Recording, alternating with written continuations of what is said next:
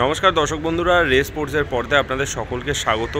এই মুহূর্তে আমরা দাঁড়িয়ে রয়েছি যুবভারতী ক্রীড়াঙ্গনে এবং যুবভারতী ক্রীড়াঙ্গনের ট্রেনিং গ্রাউন্ড 2তে কিন্তু মোহনবাগান দল তাদের অনুশীলন সারছে। আগামী রবিবার ঘরের মাঠে কিন্তু উড়িষ্যা এফসির বিরুদ্ধে তাদের ম্যাচ রয়েছে এবং এই ম্যাচটা মোহনবাগান জনতার কাছে একটা খুবই গুরুত্বপূর্ণ ম্যাচ, কারণ এই ম্যাচটা যদি মোহনবাগান জিতে নেয় তাহলে টানা দুবারের জন্য কিন্তু আইএসএল লিগ শিল্ড মোহনবাগানের ঘরে উঠবে এবং সেই নিয়েই কিন্তু আজকে মোহনবাগান অনুশীলন শুরু করেছিল এবং অনুশীলনে যথারীতি যেমন ফুটবলাররা প্রত্যেকে আসেন এবং ফুটবলাররা এসে যখন অনুশীলন শুরু করেন সেই সময় একটা জিনিস আমরা দেখতে পেলাম যে জেমি ম্যাকলারেন দলের এই অস্ট্রেলিয়ান তারকা ফরোয়ার্ড তিনি কিন্তু প্রথমে অনুশীলনে যখন এলেন অনুশীলনে এসেই তিনি কিন্তু দলের ফিজিওদেরকে তার বাঁ পায়ের কাপ মাসেলের দিকটাতে একটু যে তার একটু অস্বস্তি হচ্ছে সেরকম একটা বিষয় কিন্তু তিনি ইঙ্গিত করেছিলেন। তবে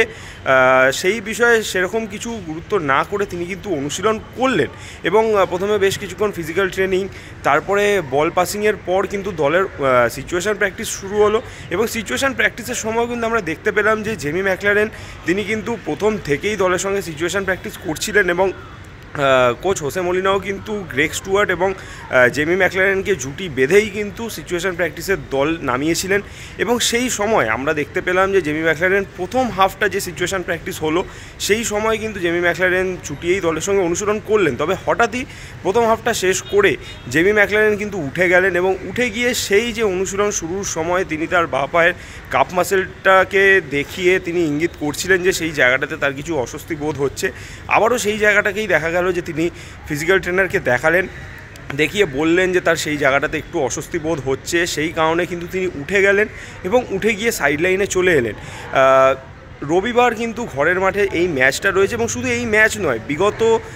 কয়েক ম্যাচ কিন্তু জেমি ম্যাকলারেন দারুণ পারফরমেন্স করেছেন। কেরালার বিরুদ্ধে যে ম্যাচটা তিনি অনবদ্য ফুটবল খেললেন এবং বেশ কিছু ম্যাচ তিনি যথেষ্ট ভালো ফুটবল খেলছিলেন এবং ভালো ছন্দেও ফিরেছিলেন, যেই কারণে জেমি ম্যাকলারেনের যাতে চোটটা খুব বেশি গুরুতর না হয় সেই কারণেই কিন্তু হোসে মলিনাও খুব বেশি জোর দিলেন না তাকে।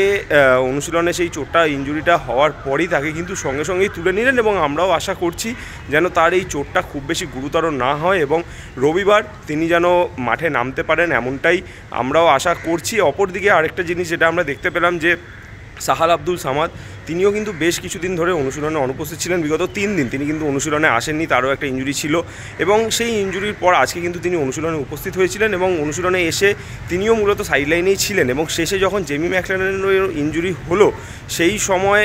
জেমি ম্যাকলারেন যখন মাঠ ছাড়লেন সেই সময় কিন্তু সাহাল আব্দুল সামাদকেও দেখা গেল যে জেমি ম্যাকলারেনের সাথে কিন্তু তিনিও উঠে গেলেন এবং উঠে গিয়ে ফিজিক্যাল ট্রেনারের তত্ত্বাবধানে তারাও কিন্তু চলে গেলেন ড্রেসিং রুমে। তবে এই যে তাদের ইনজুরি, আশা করব দ্রুত রিকভারি করে তারাও যেন মাঠে ফেরে। যুবভারতী থেকে সায়ন দে, রেস স্পোর্টস।